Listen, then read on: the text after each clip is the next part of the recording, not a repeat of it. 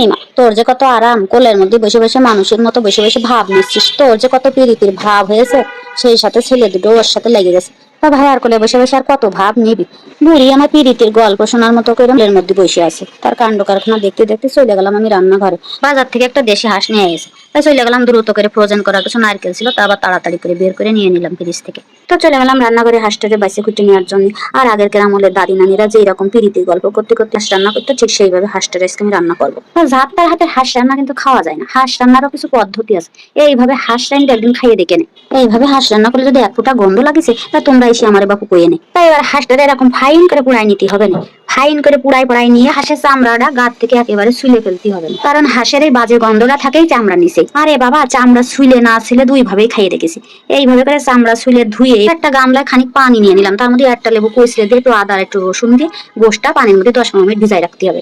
এইবার প্রয়োজনীয় মশলাগুলো নিয়ে নিলাম 1 টেবিল চামচ জিরে, 1 টেবিল চামচ আস্ত ধনে, 1 চা চামচ গোলমরিচ, 10-12টা মতন ইলাচ ফল, আর 5-6টা শুকনো ঝাল, 2টো তেজপাতা, আর 4-5টা লবঙ্গ দিয়ে এবার এইভাবে ভালো করে টাইলে নিয়ে ভেজে ব্লেন্ডারে করে গুঁড়ো করে নিতে হবে না। তো 1 কেজি গোশের জন্য আমি এখানে 50 গ্রাম মতো সরিষার তেল দিয়ে নিলাম, দিয়ে 2টো শুকনো ঝাল দিয়ে একটু জিরে দিয়ে একটু ফোড়ন দিয়ে নিলাম। ফোড়ন দিলে কি হয়, গোশের যে গন্ধটা সেটা আর থাকে না। তাই গোশটার আমি এদিকে পানি ঝরাই নিয়েছিলাম এক ফাঁকে।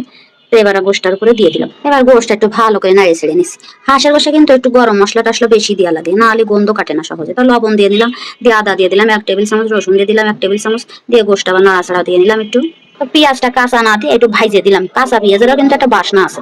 পেঁয়াজটা 1.5 কাপ মতো ভেজে নিলাম, আর দিয়ে দিলাম 1 টেবিল চামচ শুকনো ঝালের গুঁড়ো আর 1 টেবিল চামচ হলুদ দিয়ে আবার একটু নাড়াচাড়া করে নিতে হবে না। তো নাড়িয়ে চাড়িয়ে নিয়ে ওই যে মশলাটা আমি ভাইজে গুঁড়ো করে রাখলাম সেটার এবার এর উপরে দিয়ে দিলাম। মশলাগুলোরে ভালো করে নাড়িয়ে চাড়িয়ে গোশের সাথে মিশিয়ে নিয়ে এবার আমি দিয়ে দিলাম সামান্য একটু নারকেলের দুধ গরম করে রেখে সেটার এবার দিয়ে দিলাম। তা তোমরা দিলেও পারো, না দিলেও স্কিপ করতে পারো।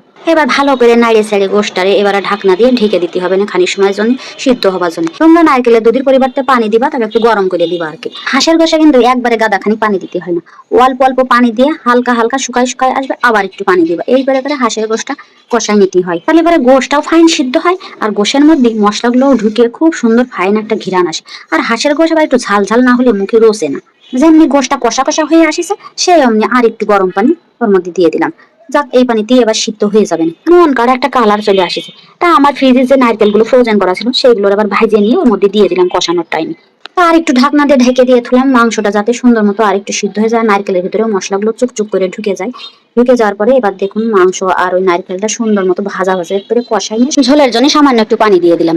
দিয়ে এটারে আবার একটু সামান্য ঢাকনা দিয়ে ঢেকে দিয়ে রেখে দেবো 10-15 মিনিটের জন্য। তা গোশটাতে যখন একটু কষা কষা ভাব চলে আসবে না, তখন একটু ভাজা জিরে গুঁড়ো করে উপরে ছাড়াই দিয়ে দিন।